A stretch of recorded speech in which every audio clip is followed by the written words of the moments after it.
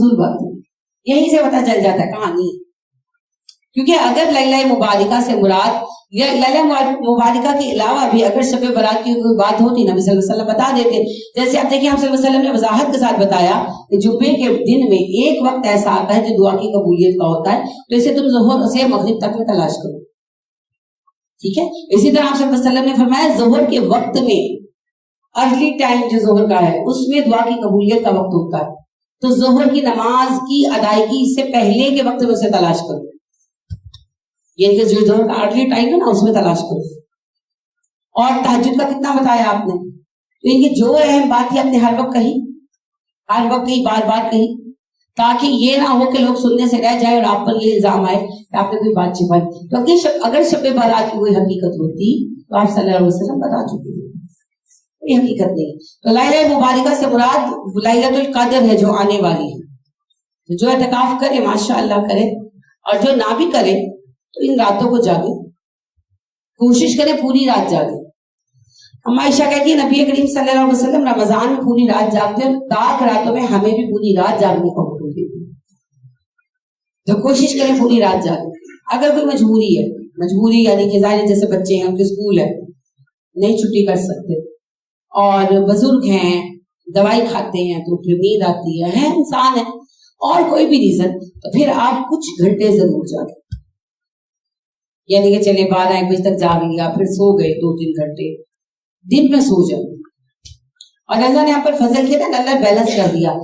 ایک رات تاک ہے اور ایک جفت ہے, تو جفت رات میں آپ 2 گھنٹے جا کر, جیسے ہماری روٹین ہے 11 بجے ہم سو جاتے ہیں تراویح پڑھ کر, تو وہ آپ سو جائیں اور ایک رات جاگیں, پھر ایک رات سو جائیں, پھر ایک رات جاگیں. ورنہ اللہ کہتے 10 جاگو تو بھی ہمیں جاگنا پڑتا. تو اللہ نے خود ہی بیلنس کر دیا, ایک رات جاگ لو ایک رات سو لو, ایک رات جاگ لو ایک رات سو لو.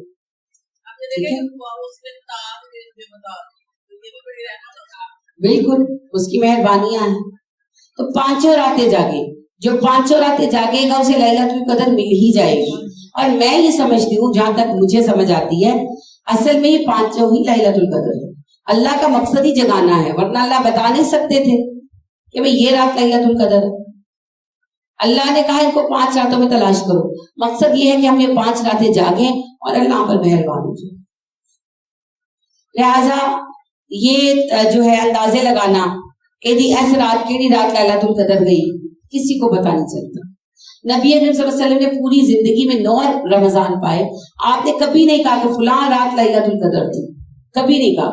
آپ کو نہیں پتا چلا تو یہ عماں شماں کو کیا پتا چلنا ہے. عجیب عجیب وہ پھر یوٹیوب پہ ڈالا ہوتا ہے کہ جی اس رات فلاں عالم بتا رہے ہیں کہ فلاں لیلۃ القدر تھی رات. عالم نہیں ظالم ہی بتا سکتا.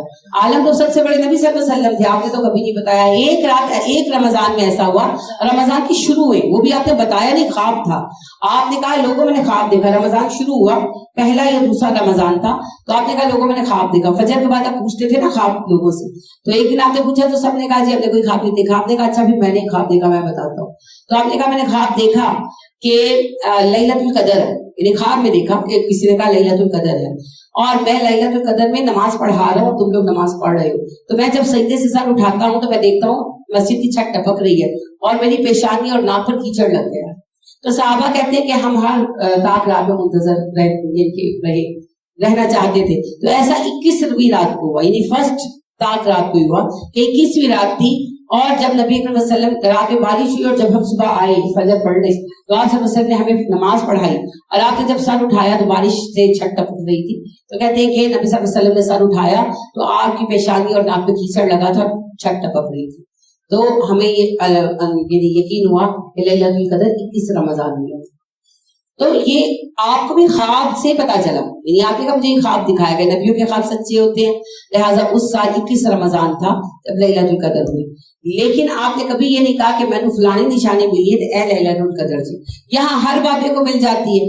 بابوں کو تو چھوڑیں, جو اعتکاف بیٹھتے ہیں ان کی کہتے ہیں اس دفعہ آپ کو پتا چلا, پچھلی دفعہ مجھے ملنے کے لیے آئے بڑے اچھے صاحب ہیں, بہت اچھے ہیں, لیکن وہی بات ہے کہ عقائد کی خرابی. کہنے لگے آپ کو پتا چلا لیلۃ القدر کون سی؟ میں نے کہا جی مجھے تو نہیں پتا چلا, آپ کو پتا چلا؟ ہاں جی وہ فلانی رات ایسا ہوا. میں نے کہا بھائی مجھے ایک بات بتاؤ, لیلۃ القدر آئی تھی کہ جنوں کا لشکر آیا تھا؟ یعنی لیلۃ القدر کا اور خوف کا کیا تعلق ہے؟ وہ تو رحمتوں کی رات ہے, خوف کہاں سے آ گیا؟ ساری لیلۃ القدر میں ہوتا ہے, ٹرائی کر کے دیکھ لیں. پتہ ہے کیا بات ہے, نہیں جی کتے روز ہی بھونکن گے, کتے بچانے کا کوئی قصور ہے؟ یعنی کتیاں دا لیلۃ القدر دے نال کی مسئلہ ہے؟ کتے کیا اللہ کی مخلوق نہیں ہے؟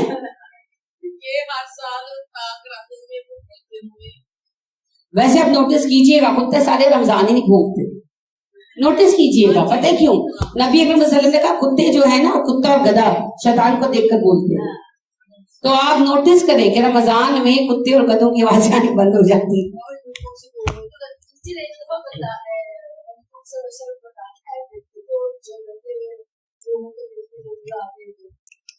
ضعیف روایت ہے, بہرحال سنا دینے میں کوئی حرج نہیں ہے, تو ہے ضعیف. لیکن نبی اکرم صلی اللہ علیہ وسلم کو دراصل صحیح بات یہی کہ لیلۃ القدر اللہ نے پن پوائنٹ کبھی نہیں بتائی, لہٰذا پہلے سال آپ نے پورے مہینے کا اعتکاف کیا تھا, پھر بعد میں اللہ نے آسانی کر دی. اللہ نے کہا نہیں, آخری 10 راتوں میں سے 5 تاک راتوں میں لیلۃ القدر ہے, اس میں تلاش کرو. تو اعتکاف پھر آخری 5 راتوں میں کیا جانے لگا. تو تلاش سے مراد یہ نہیں ہے کہ آپ بیٹھ کر آنکھیں گاڑ دیں گے کب لیلۃ القدر ہونی ہے, مطلب یہ ہے کہ 5 راتیں جاگو تاکہ لیلۃ القدر پا لو. سمپل سی بات ہے, ٹھیک ہے. بچپن میں شب رات وغیرہ کے پسند بہت سارے اکٹھے ہو کے عبادت کرتے تھے کہ ایک لمحہ اس میں ایسا آنا ہے کہ دعا مانگو گے کہ کہیں پانی لگ جائے گا, یہ گھر کے سامنے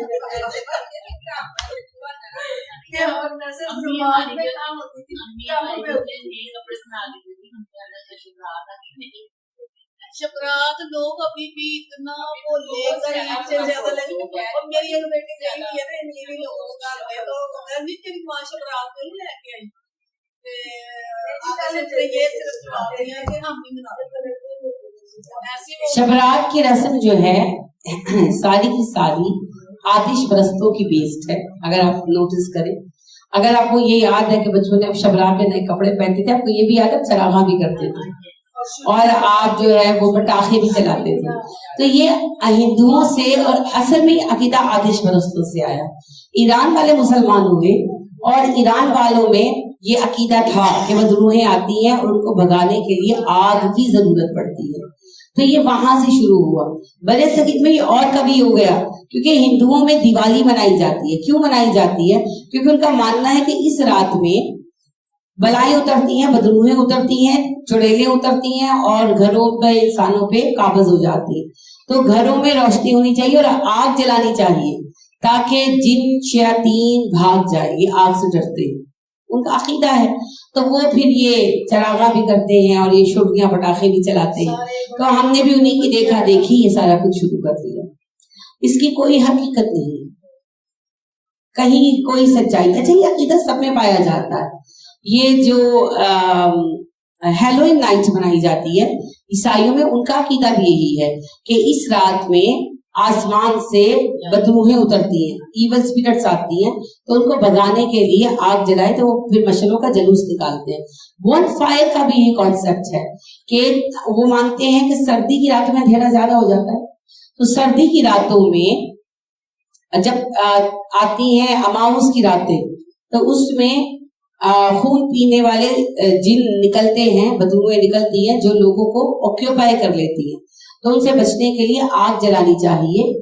اور اس میں وہ ہڈیاں جلاتے تھے مردوں کی, ریچول تھا ان کا کہ وہ مانتے تھے کہ اگر آگ میں ہڈی ڈال دی جائے تو وہاں پر بھی شیاطین نہیں آتی.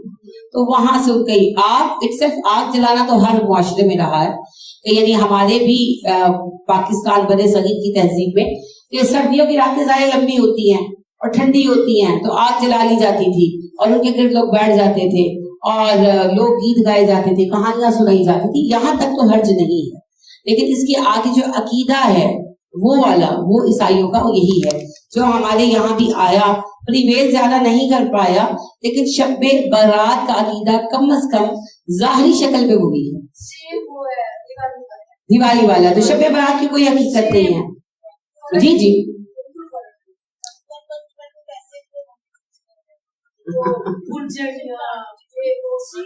شبرات کا چندہ, شبرات کا چندہ لیتے تھے.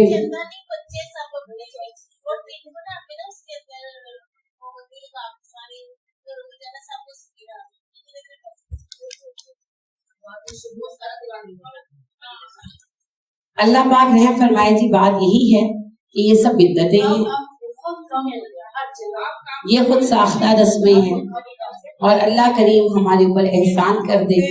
नेकी वही है जी जो मुताबिक सुन्नत है, सुन्नत से हट जाएंगे तो नेकी नहीं रहेगी।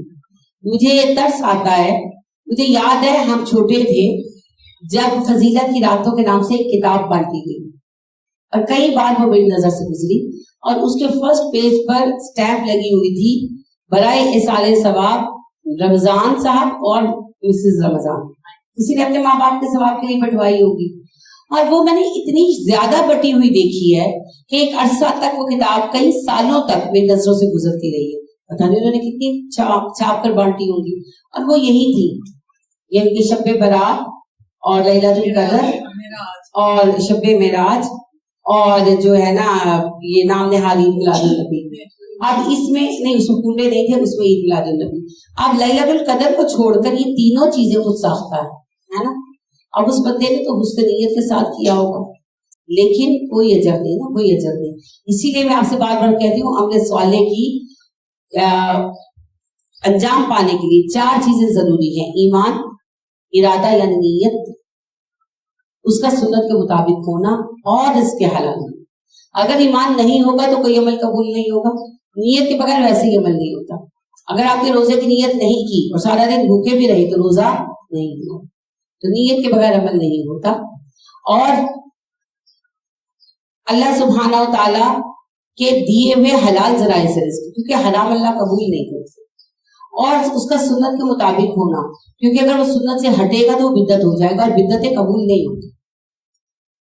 लिहाजा कुरान की तालीम की महफिल बाबरकत है, फरिश्ते जमीन से आसमान तक छा जाएंगे, और कुरान खानी की महफिल मरदूद है। हालांकि कुरान पढ़ा जा रहा है, लेकिन बिद्दत है, उसमें कोई नहीं आने वाला। नहीं जी, नीयत होना, आपका इरादा होना, इरादा नीयत इरादे को कहते हैं। आपका इरादा था तो आपने सही नहीं की है ना। हाँ, तरावी का रोजे से कोई ताल्लुक नहीं। आपने तरावी पढ़ी तो उससे रोजे की नीयत जाहिर नहीं होती, ये दो अलग अलग काम है। आपका सहरी में उठना रोजे की नीयत को जाहिर करता है ना, वरना क्या जरूरत है सोए रहे लेटे रहे। बल्कि बात बात हो भी जाता है, जब रोजा ना रखना हो और घर में कोई और सहरी वगैरह कराने वाला हो तो बंदा बाजों का मच्छर मारी जाता है कि रह दे, मैं तो रखा नहीं, मैं नहीं करूँ, होता है ना कभी कभी। तो अगर रोजा ना रखना हो तो किसका दिमाग खराब है जो रात को 11:30-12 बजे सो के सुबह 2:30 बजे उठ जाए। रोजा रखना है तो उठते हैं ना, और सबको उठाते हैं। तो यही सबसे बड़ा सबूत है। तो नीयत दिल के इरादे को कहते हैं। इमाम नववी बड़ी प्यारी बात कहते हैं, वो कहते हैं नमाज और रोजे की नीयत ढूंढने के लिए कि नबी सल्लल्लाहु अलैहि वसल्लम के अल्फाज में करते थे, अगर कोई नूह की उम्र पाले, नूह अलैहिस्सलाम जी की उम्र पाले और तलाश करता रहे, तब भी ढूंढ के नहीं ला सकता। जुबान से की नहीं कभी। नीयत कहते हैं इरादे को। अगर किसी का इरादा रोजे का नहीं है और उसने वैसे ही कुछ नहीं खाया गुस्से में या घर में पका ही नहीं था, तो उसका रोजा नहीं हुआ। रोजा इरादे, इबादत इरादे के साथ होती है। एक बंदा मस्जिद में आया और वो फंस गया और खड़ा हो गया नमाज पढ़ने, दिल उसको तब भी नहीं चाह रहा, मगर सिचुएशन ऐसी बन गई वो निकल नहीं सका, दिल नहीं था पढ़ने के लिए, बावजूद वो खड़ा रहा, नमाज नहीं हुई। तो इन्नमल अमालु बिन्नियात, हम लोग अदार मदार नियतों पर, ठीक है ना।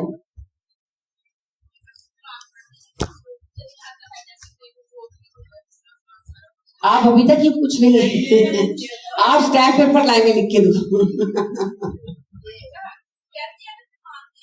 देखिए जी, वमा अलैना इल्लल बलाग,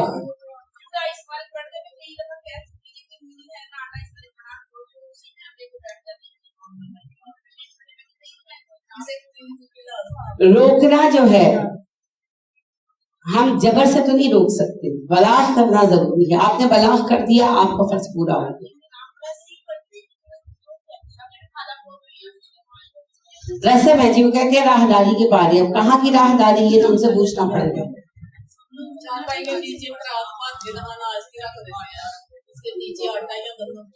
रस्म है जी, जिसका जो दिल चाहता है बनाता है, क्या हो सकता है।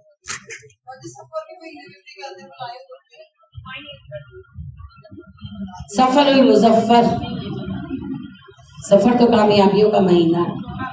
अरबों में मसला ये था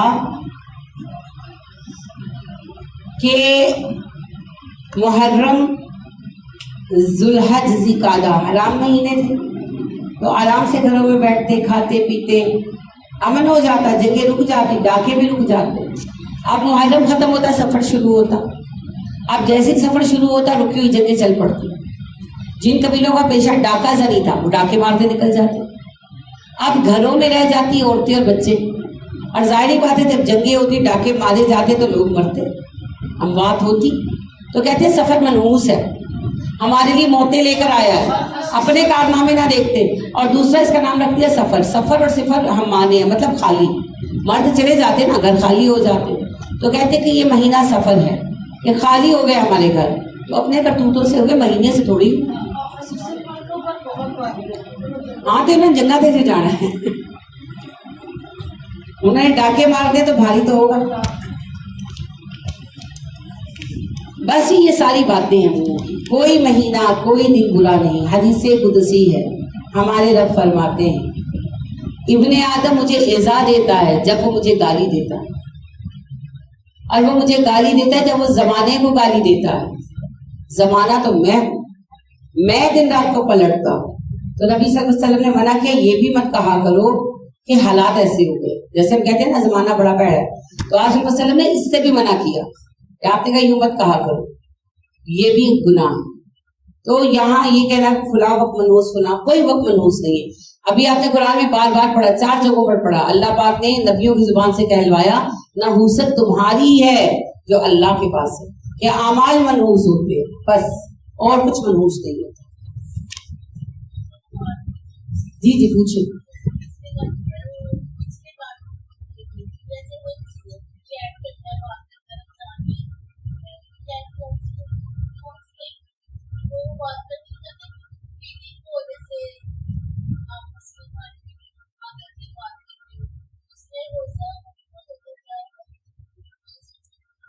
देखिए जी, बात ये है, पहली बात तो ये है कि वो किसी से फोन पर क्यों बात करता है, ये बात ही हराम है। कजन हो, जो भी हो, बातें करना तो जायज नहीं। कजन कौन से महरम है, मियाँ बीवी तो नहीं है, तो रिश्ते की कोई अहमियत नहीं होती, निकाह की अहमियत है। तो पहली बात तो ये है कि ये जो तमाशे हैं ये होने ही नहीं चाहिए, ये बातें करना एक सेल्फ हराम है। और फिर रोजे में करना। और दूसरी बात, अल्लाह पाक ने कहा जब आपने रोजा रखा और जब एहराम बांधा तो ना झगड़ा करो और ना ही तुम करीब जाओ ऐसी बातों के जो सेक्स रेलिवेंट है। ये फहश नहीं, अल्लाह पाक ने कहा, फहश तो और चीज है ना, तो वैसे ही हराम है। अल्लाह पाक ने कहा तुमने झगड़ा नहीं करना और तुमने उन बातों के पास नहीं जाना जो सेक्स ओरिएंटेड है, यानी अपनी बीवी के साथ भी ऐसी बात ना करो जिससे तुम्हारी सेक्सुअल ख्वाहिशात बीवी के साथ ही मतलब कर दिया, और बात ही ऐसी नहीं करनी, सेक्सुअल कनोटेशन भी नहीं करनी, ठीक है ना। तो ऐसी कोई बात, कोई भी बात जिससे आपके जज्बात में उबाल आए, उससे दूर रहना है, सादा सी बात है। तो जब बीवी के साथ नहीं कर सकते तो मंगेतर साहिबा का तो रिश्ता ही और है, तो फिर ऐसी बात की ही क्यों रोजे में। तो जिसने जानबूझकर जज्बात को अपने भड़काया और उसकी वजह से उसको जो है एहतलाम हुआ, तो डेफिनेटली रोजा गया। नेचुरली हुआ तो वो नहीं, नेचुरल ये है कि सोए ख्वाब आ गया और हो गया, या पास औकात वैसे यंग बच्चों में कुव्वत इतनी होती है कि डिस्चार्ज हो जाता है, तो उसमें तो अख्तियार नहीं है। लेकिन अगर कोई अपने आप को इस तरह से करता है,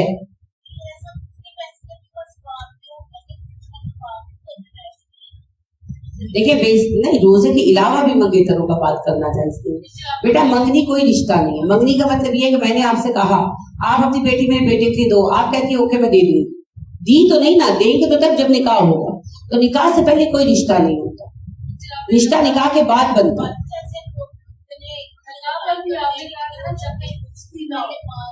सब हराम है ना। आपने कुरान में भी सूरह निसा में पढ़ा, अल्लाह पाक ने कहा कि तुम पसंद करते हो औरतों को उनके लिए रिश्ता भेजो, लेकिन चोरी छुपे बातें मत करना, अफेयर मत चलाना, सीधा पैगाम भेजना बस। तो ये जायज नहीं है। तब भी वो पाबंदियां हैं। हाँ, बातचीत हो सकती है लेकिन तन्हाइयों में मुलाकातें नहीं हो सकती, क्योंकि वो खलवत सहीहा नहीं हुई ना। देखिए, खलवत सहीहा से बड़े फर्क पड़ते हैं। अभी आपने सूरह निसा में पढ़ा है, जिस औरत के साथ बाप का फिजिकल रिलेशन हो उसकी बच्चियां हराम होंगी, जिसके साथ ना हो उसकी बच्चियां हराम नहीं होंगी। तो नसब पर फर्क पड़ा ना। इसी तरह अल्लाह ने कहा, जिस औरत के साथ फिजिकल रिलेशन हो चुका उसकी महर पूरा अदा करोगे, जिसके साथ नहीं हुआ तलाक की सूरत में उसका महर आधा, और जिसके साथ फिजिकल रिलेशन हुआ है उसकी इद्दत होगी, जिसके साथ फिजिकल रिलेशन नहीं हुआ उसकी इद्दत नहीं होगी। कितने कवानीन पर फर्क आ रहा है ना। तो ये खलवत सहीहा है। खलवत सहीहा होता है शादी की रुखसती के बाद मियाँ बीवी का एक दूसरे के साथ वक्त गुजारना। अब जब तक वो रिलेशन नहीं हुआ, मियाँ बीवी की तन्हाई नहीं हुई, तब तक मियाँ बीवी तन्हाइयों में नहीं मिल सकते। हाँ, ये है कि अगर जैसे घर में कोई पार्टी है, सब आए हुए हैं, ईद है, सब मिलने आए हैं, तो नॉर्मली सबके सामने बैठकर वो बातचीत कर सकते हैं, एक दूसरे से मिल सकते, उसमें पाबंदी नहीं है। मगर तन्हाइयां, बाहर घूमने जाना, मेरी बीवी है मैं लेकर जा रहा हूँ, नहीं, वो सब अलाउड नहीं है। इतनी अगर आपको चाहते तो ले जाओ बीवी अपने घर, फिर जाओ घूमो फिरो, जो चाहे करो। एक्सक्यूज मी, एक ऐसे ही ज्यादा मैटर ना, तो इनकी दोस्त डॉक्टर है, उनके लिए मेरी बेटी बड़ी अच्छी लाइफ आए, तो उसका निकाह हुआ, लड़का निकाह में था, वापस आया तो मां कहता मेरे नाल भेजे उधर बीवी ਅਸੀਂ ਮਰੀ ਸੈਰ ਕਰ ਰਹੀ ਹੈ। ਉਹ ਕਹਿੰਦਾ ਉਹਦੀ ਮਾਂ ਕਹਿੰਦੀ ਅਸੀਂ ਯੂਰਪ ਦੇ ਵਿੱਚ ਰਹਿੰਦੇ, ਅਸੀਂ ਪਾਕਿਸਤਾਨ ਦੇ ਰਹਿੰਦੇ, ਸਾਡੇ ਪਾਪਾ ਕਹਿੰਦੇ ਅਸੀਂ ਜੇ ਤੁਸੀਂ ਕਰਾ ਦੇਣਾ ਤਾਂ ਉਹਦੇ ਨਾਲ ਜਾਏਗੀ, ਫਿਰ ਤਲਾਕ ਕੇ ਸਿਵਾ अल्हम्दुलिल्लाह वो बहुत बेहतर हुआ। मैंने कहा तो पता नहीं वो इस तरह छोटी सी बात को क्या हो। नहीं जी, बहुत सारी चीजें हैं, बेशक उन्होंने तकलीफ उठाई, मगर जो हुआ शुरू में हो गया। वो वहां बाहर रहकर पता नहीं उसके क्या क्या तकाजे होते जो बच्ची पूरे ना कर पाती। दूसरी बात ये है कि ये आप इससे तो ऐसा स्टेप लिया ना, मेरे जानने वाले हैं, उन बेचारों की बड़ी आजमाइश रही, बच्ची का निकाह हो गया था तो वो उसका मियाँ जो है उसको ले जाता था बाहर घूमने फिरने, तो उसमें कुछ ऐसी बातें हुई जो नहीं होनी चाहिए थी। बाद में लड़का बाहर चला गया, ऑस्ट्रेलिया चला गया, वो निकाह ही हुआ था कि जिसने जाना है इसका वीजा शीजा लग गया तो ये जाके बुला लेगा, उस कम वक्त ने वहां जाके तलाक दे दी। अब देखिए बच्ची बेचारी का तो अब बात ये है कि निकाह हुआ, रुखसती हुई, सबको पता है। तो ये चीजें जो है इतनी सादी नहीं होती, ये बहुत तकलीफ दे बातें होती हैं और बहुत शर्मिंदगी की बातें होती हैं। और जब मसला होता है तो सारा जो इल्जाम है सब बच्ची के सर पड़ता है। फिर सारे इवन फिर बाप भी उठकर जो भेज रहा होता है कि जाओ निकाह हो चुका है, वो भी वो कहते हैं कि तेनू अकल नहीं सी, उस वक्त तुम्हें अकल नहीं थी जब भेजा। और फिर बच्चियों की अजीब सिचुएशन हो जाती है कि वो ब्लैकमेल करते हैं, यानी कि भाई क्या तुम मेरी बीवी हो, तुम मेरी बात नहीं मान रही वगैरह, वो बच्चियों की अजीब सिचुएशन हो जाती है। तो उस बच्ची को मैंने बहुत नसीहत में देखा, बहुत तकलीफ हुई उस बच्ची ने उठाई ज़हनी एतबार से। तो बात ये है कि अल्लाह ने हर चीज की जो लिमिट रखी ना वो सही है, और पिसती फिर हर तरफ से बच्ची है, वो उधर शोहर की बातें सुनती है, उसकी बात मान लेती है, तो फिर इधर घर वालों की बातें सुनती है। तो ये बहुत ही अजीब बातें हैं। और मैंने 4 ऐसे निकाह देखे हैं जिनमें निकाह के बाद तलाकें हो गई रुखसती के बगैर। बाकी 3 में मुझे नहीं पता क्या हुआ। इस निकाह का तो खैर मैं आपको बता रही हूँ कि इसमें कुछ बच्चे जो है फिजिकल हुए, बाद में फिर उसका सारा इल्जाम बच्ची के साथ दिया है। लेकिन मसला ये कि 4 मैंने ऐसे निकाह देखे, निकाह हुए और रुखसती से पहले तलाक हो गई। तो ऐसा कहीं भी हो सकता है, ये तो अल्लाह को पता है क्या होने वाला है। तो फिर अगर कोई ऐसी बात होगी तो फिर इल्जाम तो बच्ची पर आएगा, फिर बच्चे को तो वो हमारा गंदा मुआशरा, फिर सबने कहना नाका कोड़ा है ना। जो है ना असल में मालते हैं इस्लाम में फायदा का निकाह हुआ था पहले, थोड़ी देर पहले उसका निकाह आया, वो निकाह हो गया था अपना, इधर मानसी आओ जाओ, मैं कहा मेरी बात सुन ले, इधर ही सबके सामने, मैं कहा भी दे दो सिर्फ कागज, हाँ इसके बाद कुछ नहीं होता। बिल्कुल सही बात है। अगर इतनी बेकरारी है, आप बच्ची भी आ गई। अभी आपको पता है आपकी क्लास फेलो हिना सरवर, तो उन्होंने बेटी का निकाह किया, तो मुझे पहले बात करने लगी कि निकाह किया है तो बाजी अभी हमने ना रुखसती 4 साल बाद कर दिया, अभी उसका ग्रेजुएशन शुरू हुआ था। मैंने कहा गुमान है आपका, या तो निकाह ना करो और या ज़हन रखो कि तुम्हें 5-6 माह में बेटी ब्यानी पड़ेगी। नहीं बाजी अभी तो मेरी बच्ची का ग्रेजुएशन शुरू है। मैंने कहा चले लेट्स सी, फिर वही मसला रोज दामाद आ जाए, मैं खाने पे ले जाऊँ, मैं ये करूँ। अब उनके मियाँ ने बिल्कुल इजाजत दे दी, हालांकि वो रिश्ते में भांजा भी लगता है, यानी बहन का बेटा है, वो फूफो का बेटा है बच्ची के, तो वो बीवी को बल्कि कहें कि ये रोज क्यों आ जाता है, तो वो कह रही कि मैं क्या करूँ। फिर उसने मुझे फोन किया, कहती बाजी बड़ा मसला है। मैंने तो आपको पहले ही कहा था, अब एक ही रास्ता है, रुखसती कर दो।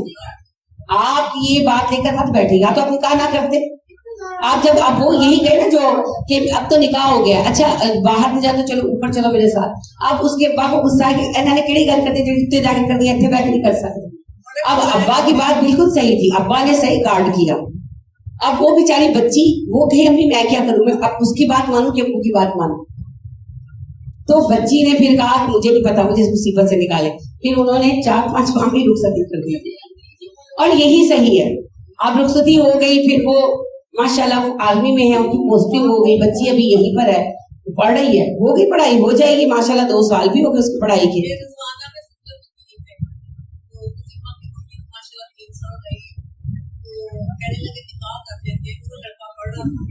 उन्होंने कहा कि कोशिश करे कि कोई भी लड़की का निकाह पहने ना करे, कल को कोई मसला हो जाता वो इतलाफ याफ्ता रुखसती भी नहीं हुई और तलाक याफ्ता, इसका नुकसान हो गया लड़की को।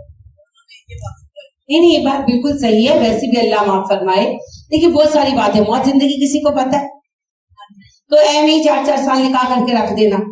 और एक से जायद केसेस, अभी एक बहन मेरी यानी कि आपकी साथियों में से ही हैं, तो उनके निकाह हो गया, उनके मियाँ बाहर चले गए, बाहर जाकर उन्होंने वहां शादी कर, अब उन्होंने छोड़ा तो नहीं मगर उन्होंने अख्तियार दे दिया, उन्होंने कहा कि आप कहते तो तलाक दे, तो कहते तो रख लेते, लेकिन मैंने तो वहां शादी कर दी। आप जी सबने कहा कि नहीं नहीं हमने नहीं तलाक लेनी। अब वो बेचारी तो लड़की हुई है ना, यानी कि वो आते हैं 2 साल बाद एक चक्कर लगा जाते हैं, 2-3 बच्चे भी हैं, पैसे भेज देते, मगर क्या जिंदगी उस औरत की रहते। उन्होंने वो साफ कहते हैं कभी मैंने तो आपको कहा था तलाक ले ली थी, मैंने तो आपको अख्तियार दिया था।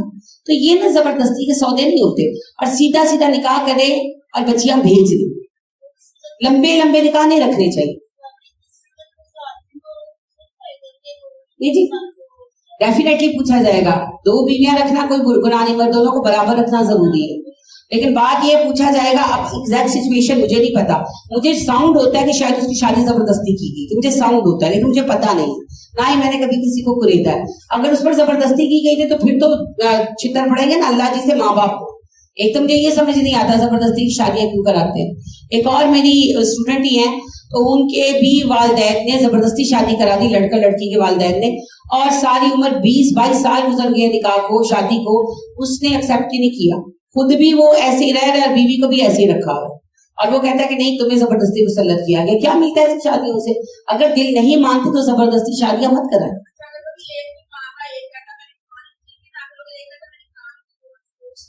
जी देखिए पहले बच्चे की काउंसलिंग करें ना, देखिए क्यों नहीं करना चाहता, हो सकता है वो इम्पोर्टेंट होता है, कोई दुनिया में फरिश्ते नहीं उतरते, इम्पोर्टेंट लड़के ही होते हैं, हो सकता है शादी के लायक ही ना हो। ये भी हो सकता है कि अल्लाह माफ करे आजकल के दौर में तो मसले ही और हो रहा है, हो सकता है वो लड़कों पे ही आशिक हो, आप किसी की जिंदगी बर्बाद करेंगे, क्योंकि ये केस मैंने होते देखे हैं, मजाक की बात नहीं कर रही, अल्लाह रहम फरमाए। लेकिन उधर जाफरी पुल पर हमारी है अजीजा यानी स्टूडेंट ही है, तो उनकी बच्ची के साथ यही हुआ, लड़के की शादी करवा दी वालिदैन ने, तो उसने कहा मैं तो माँ बाप के लिए शादी की है, मुझे तो लड़के में इंटरेस्ट ही कोई नहीं। तो पहले तो कुछ अर्सा बच्ची चुप रही, फिर उसने अपनी वालिदा को बताया, फिर उन्होंने तलाक ली। और वो खुद कहती बाजी इतने शरीफ लोग हैं कि मैं बता नहीं सकती, कहती उनकी माँ बाप को मुझे अपने गम से ज्यादा कहती उनका गम, लेकिन अब क्या करें, चुप भी कर गए, किसी को रीजन नहीं बताई, क्या बताएं किसी को रीजन, बताने वाली बात ही कोई नहीं। तो ये 1-2 नहीं बहुत सारे मसाइल होते हैं। तो बच्चे की शादी अगर वो नहीं करना चाहता, पहले अच्छी तरह से देखे क्यों नहीं करना चाहता, किसी की बच्ची की जिंदगी जाया ना करे, फिर उसके बाद फैसला। और अगर फर्ज करें वो वैसे ही नहीं करना चाहता कि जी मैंने अयाशी करनी है, ये भी एक रीजन है कि मैं तो अयाशी करूंगा, पैसा कमाऊंगा, ऐश की जिंदगी गुजारूंगा, तब भी भाई किसी के बच्चे की जिंदगी खराब ना करे, क्योंकि बच्चियां डिपेंडेंट होती है मर्दों पर, वो भी रोल देते हैं पकड़ के। तो पहले आप अच्छी तरह देखें, अपने जो जिसका भी बच्चा हो वो ढोल बजाकर देखे, जो भी रीजन हो, बेशक उसकी रीजन ऐश परस्ती क्यों ना हो, अगर वो शादी सीरियसली नहीं करना चाहता तो पहले उसको सही करें और अल्लाह की तरफ मामला करें, अगर सही होता है तो शादी करें। ये याद रखें हमारी भी बच्ची है, ये बड़ी जी शादी के मामले नाजुक होते हैं, सोच समझ कर फैसले करने चाहिए। और पहले तो फिर भी कुछ था कि अगर शादियां कर देते थे बच्चे निभा लेते थे, अब तो बिल्कुल ना करें जी, अब तो बिल्कुल ना करें, बिल्कुल ना करें। अभी लास्ट ईयर हमारे एक अजीज हैं اور انہوں نے اپنے بیٹے کی شادی کی, رشتہ طے کیا. اب نکاح سے پہلے بچے نے کہا میں نے اس سے شادی نہیں کرنی, میرا کسی اور لڑکی کے ساتھ افیئر ہو گیا. منگنی کے دوران ہی ماں باپ نہیں مانے, انہوں نے شادی کر دی کیونکہ اتنا قریب تھا کہ شادی کے کارڈ بھی تقسیم ہو چکے تھے. تو انہوں نے کہا کہ بھئی ہم نہیں کر سکتے ایسے نا, تم شادی کرو گے, بے شک تم دوسری شادی اس سے کر لینا. تو اس لڑکے نے تبھی کہا کہ آپ زبردستی شادی کر دیں گے تو کیا ہوگا, میں طلاق دے دوں گا. اینڈ ہی ڈیڈ دس, اس نے ایسے ہی کیا. اس سے لڑکی کو منہ ہی نہیں لگایا. اب لڑکی 2-4 مہینے تو گزرے, میں 3 مہینے شاید ہو رہی, پھر ظاہر ہے اس نے بات اٹھائی کہ بھئی یہ تو میرے ساتھ کوئی ریلیشن ہی نہیں ہے اس کا, تو اس سے طلاق دے. کیا اصل رسول ہوا؟ وہ پہلے پھر بھی یہ تھا کہ ماں باپ بیاہ دیتے تھے تو رشتے نبھ جاتے تھے. اب تو سرکش اولادیں ہیں, اب تو سرکش اولادیں ہیں, تو کسی کی بچی کی زندگی داؤ پہ نہ لگائیں. پھر پتہ ہے بچیاں وہی جیسے انہوں نے کہا طلاق یافتہ ہو جاتی ہیں, ان کے رشتے نہیں ہو پاتے. تو یہ ظلم نہیں کرنا چاہیے. اور آدھے سے زیادہ جو ہم نے قصہ بنایا ہوا ہے نا, سرکش ہے شادی کر تو ٹھیک ہو جائے گا, آوارہ ہے شادی کر تو ٹھیک ہو جائے گا, نشئی ہے شادی کر تو ٹھیک ہو جائے گا. نہیں, بیوی ہے کہ جادو کی پڑیا ہے. آپ تو صحیح کر نہیں سکے 22 24 سال میں یا 32 سال میں, وہ بیچاری کہاں سے ٹھیک کر دے گی. تو بالکل ایسا مت کرے. کئی لڑکیاں ہی صحیح ہوندیاں, لڑکے صحیح ہوندے تو اوتھے پھر کڑیاں نہ لے آؤ والیاں, اے تے تانوں خود دیکھنا پڑے گا نا. کئی لڑکے انہیں نیک ہوندے نے تے بچیاں بھی دیکھو اچھے برے لوگ, لڑکے لڑکیاں دونوں جھوڑ. اے تے ماپیوں کا کام ہے نا تو دیکھن, اگر بچی اچھی نہیں تے چھڑ دیو, اچھا بچی لے کے آؤ. اے تے سب نے خود دیکھنا پڑے گا. لیکن جنہ بھی تسی کر لو نا بیلنس, بہرحال اہم زیادہ ہے کہ بچیاں دے نال زیادتی زیادہ تر ہوگی.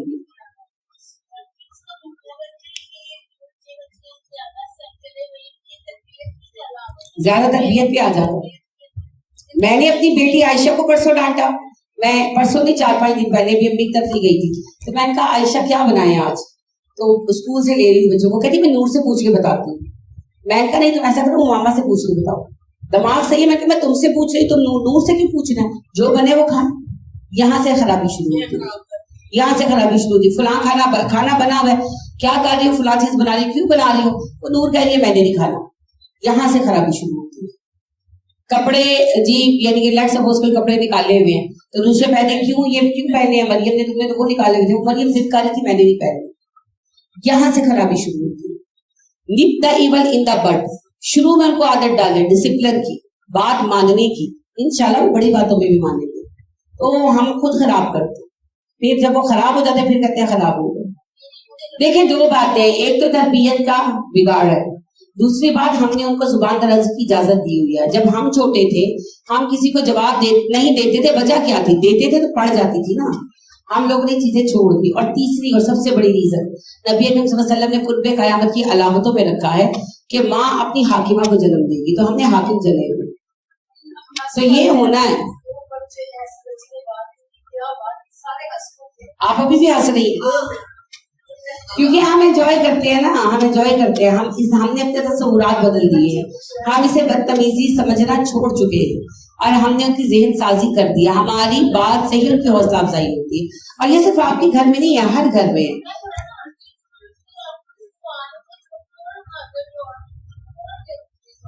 میں نے کہا نا سب سے بڑا ایلیمنٹ تو یہی ہے کہ ہم اپنے آقا جنم دیں. دوسری بات یہ ہے کہ اوورل ماحول ایسا ہو گیا نا, بچے دیکھیں خربوزے کو دیکھ کر پکڑتا ہے, تو وہ والی باتیں. اور تیسری بات یہی ہے کہ ہم نے اپنی سوچ بدل دی. تو ساری چیزیں مل کر سبب بنتی ہیں, اور اللہ ہمیں آزمائشوں سے بچائے. باقی دور تو آزمائشوں کا ہے, جو اپنے بچوں کے معاملے میں سرخرو ہو گیا نا اس سے بڑی خیر پر. ہمارے زمانے میں جب شیخ صاحب بھی زیادہ بڑی ہوتی تھی تو بات دیکھ لیتے تھے, میں تیرا قابو کر رہا ہے, کہتی تیرا بیاہ کرو. کہتی کہ اتنی شرم محسوس ہوتی تھی کہ جب گھر میں پیرنٹس نہیں ہوتے تھے تب کپڑے پہننے بھی تو چادر لے کے رکھنی, کوئی نئی چیز پہننی تو چھپے رہنا, مطلب کہ نیا فیشن کرنے کی کوشش کرتی. تو اب اللہ کو باپ کہتے ہیں ایسی جڑی ہے 9 بارش ایسے رنگ بھی آ نہیں, اصل میں قصور بچیوں کا نہیں, قصور تو پھر باپوں کا ہے. اور یہ وہی میں نے عرض کیا نا, یہ باتیں جو ہیں یہ ہم نے اپنی تہذیب کے اندر بدل دی ہیں. فیشن کرنا بری بات نہیں ہے, لیکن حیا کی کمی ایک بڑا مسئلہ ہے. اور یہ مسائل تو آگے آگے بڑھیں گے کیونکہ ہم قرب قیامت کے دور کی طرف بڑھ رہے ہیں. तो हर गुजरते दिन के साथ इनमें शिद्दत ही आएगी। अल्लाह से पनाह मांगा करें और दुआ पढ़ा करें, अल्लाह से वैसे भी दुआ मांगा करें, और अल्लाह ने खुद भी सिखाई ना, रब्बना हब लना मिन अज़वाजिना व ज़ुर्रिय्यातिना कुर्रतु आयुनिन वजअलना लिलमुत्तकीना इमामा। ये दुआ जो है ये पढ़ा करें, ये वैसे भी ओवरऑल नफा देगी। फिर वैसे भी बच्चों के लिए दुआ किया करें और अपने आप को चेंज करें। जितना हम चेंज होंगे हमारे बच्चे उतने चेंज होंगे, जितने हम अल्लाह के फरमा बरदार होंगे हमारे बच्चे उतने हमारे फरमा बरदार होंगे। सूरह दुखान अब कल पढ़ेंगे जी, क्योंकि माशाल्लाह हमने टाइम कुछ डिस्कशन में हमारा लग गया और सूरह दुखान की भी हमने सिर्फ 3 आयतें पढ़ी। तो कल इंशाअल्लाह हम सूरह दुखान को दोबारा शुरू करेंगे, आयत नंबर 3 से दोबारा पढ़ेंगे। तो कुछ पूछना चाहे, कुछ कहना चाहे तो कह लें।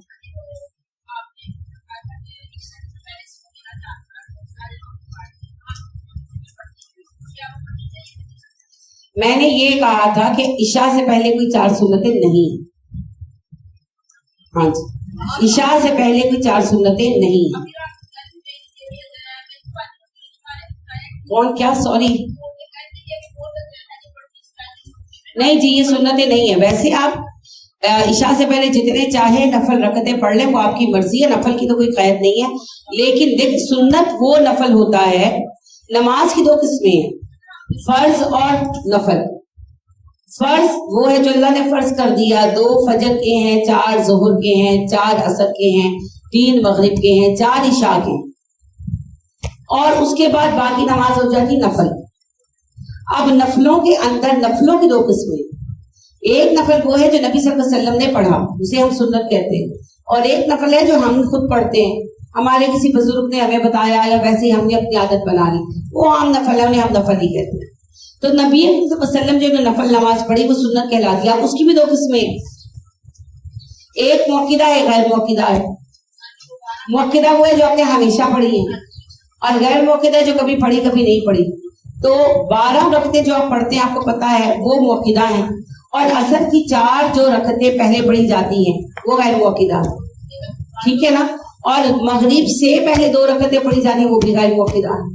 लेकिन इशाक से पहले नबी सल्लल्लाहु अलैहि वसल्लम से कोई नमाज साबित नहीं। लिहाजा जब हम कहते हैं सुन्नत, तो मतलब है कि नबी सल्लल्लाहु अलैहि वसल्लम ने पढ़ी, मगर नबी सल्लल्लाहु अलैहि वसल्लम ने तो नहीं पढ़ी, तो ये फिर आप पर झूठ लगता है। लिहाजा हम सुन्नत नहीं कह सकते। बाकी इशा से पहले सहाबा पढ़ा करते थे। सहाबा का मामूल ये था कि मगरिब पढ़कर मस्जिद भी रुक जाते थे, क्योंकि अंधेरा होता था, तो मगरिब पढ़कर जाना फिर वापस आना दिक्कत लगता था। जिनके घर दूर थे तो वो वहीं पर रुक जाते, तो फिर मगरिब और इशा के दरमियान वो कुरान पढ़ते रहते या नफल पढ़ते रहते। तो अनस कहते हैं मैं सहाबा को अक्सर देखता जिनके घर दूर थे कि वो मस्जिद में बैठे रहते और इशा से पहले जितनी उनसे मुमकिन होता नफल पढ़ लेते, और नबी सल्लल्लाहु अलैहि वसल्लम ने कभी नहीं रोका। तो वो आपकी मर्जी, आप जितने चाहे नफल पढ़ लें, मगर उन्हें सुन्नतें करार ना दें।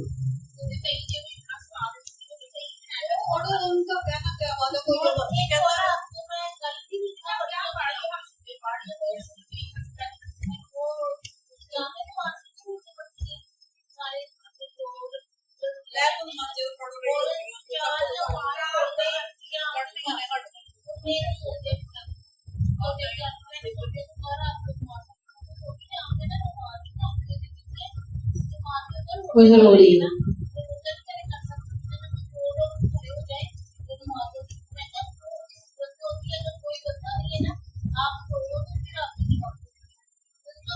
जब इमाम खड़ा है तो उधर होगी जहां इमाम होंगे।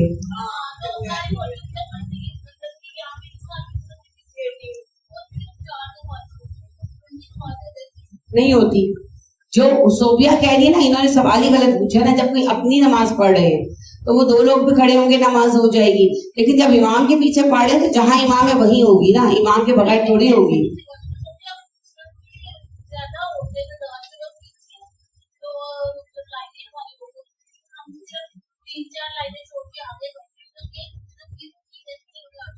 नहीं, और ये भी पूछेंगे इमाम अगर बाहर खड़ा है तो अंदर नमाज होगी?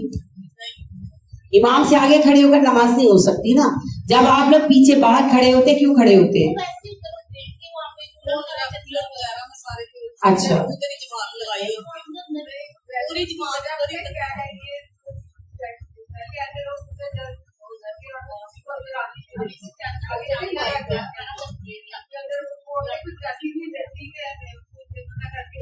ਨਾਲੇ ਅਗਲੀ ਲੈਣ ਤੇ ਕਹਿੰਦੀ ਆ ਨਾ ਪੱਖਾ ਨਹੀਂ ਹੈਗਾ नहीं डालती नहीं ऐसा कबल करें उसके बाद जगह ये इंतजामिया अमूर है, इसको तो राबे आप देखिए ना, वो कह रही है कि खवातीन आ जाती हैं तो आगे वो रख लेती है पीढ़ियां, रास्ता बंद कर देती है, किसी को अंदर नहीं आने देती, और उनको कहती है पीछे जाओ, और ये अपनी सफे मुकम्मल नहीं करती।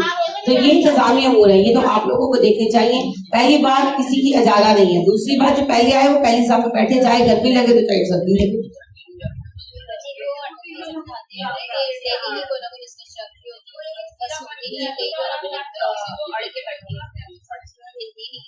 चले कम से कम दस्ते बंद करने से रोके। कोई नहीं बात करता है, भी जो बाद में आखिर में आती है ना तो वो पूछती हैं जाके जो बात ये पीछे पूरे नहीं आते, दूसरी आगे आगे